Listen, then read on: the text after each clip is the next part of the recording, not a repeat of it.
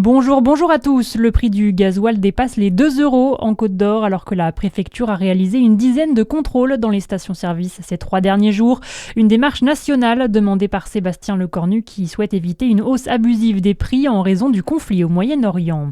La commune de Doucier dans le Jura cherche des médecins généralistes. La municipalité lance un appel alors que le dernier médecin en place a quitté le pôle médical à la fin janvier. Depuis plusieurs mois, la ville multiplie les démarches auprès des facultés de médecine pour recruter, mais sans résultat. J-3 avant le premier tour des élections municipales ce dimanche 15 mars. Si vous êtes absent le jour du scrutin, mais que vous souhaitez quand même y participer, il est possible de voter par procuration. 1300 personnes ont déjà fait la demande à Besançon et la start-up locale squarienne a lancé une plateforme pour vous y aider. Si vous ne savez pas à qui confier votre vote, le site vote-procuration.fr pourra vous proposer des électeurs de confiance prêts à le faire pour vous. Une dizaine de personnes se sont déjà portées volontaires en Bourgogne-Franche-Comté.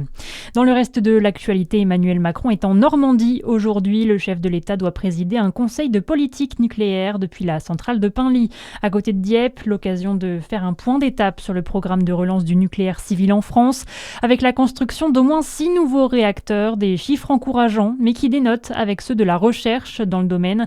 C'est selon Emmanuel Galichet, enseignante-chercheur en sciences et technologies du nucléaire au Conservatoire national des arts et métiers de Paris. On a de moins en moins de chercheurs, de moins en moins d'étudiants en sciences dans les universités, dans les écoles d'ingénieurs. Pour moi, c'est très inquiétant. Une nation sans scientifiques, c'est une nation qui sera dépendante des autres, en fait. Vous le savez, le progrès scientifique, ce sont les solutions de la vie quotidienne de tout le monde.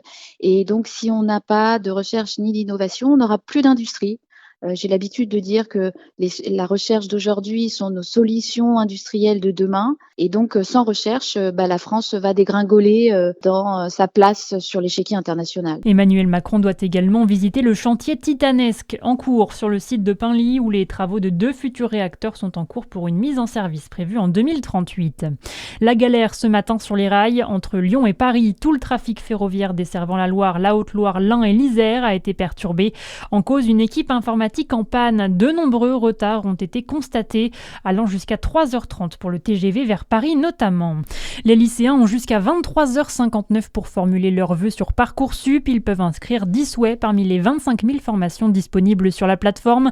Les futurs étudiants auront ensuite jusqu'au 1er avril pour compléter leur dossier et valider ces vœux. La phase d'admission démarrera quant à elle le 2 juin prochain. On termine avec du sport après la défaite des footballeuses de Dijon en Première Ligue hier contre Saint-Etienne. Les hommes du DFCO rentreront sur la pelouse demain, Dijon-Aubagne à 19h30. Voilà pour l'info, à suivre la météo sur Fréquence Plus.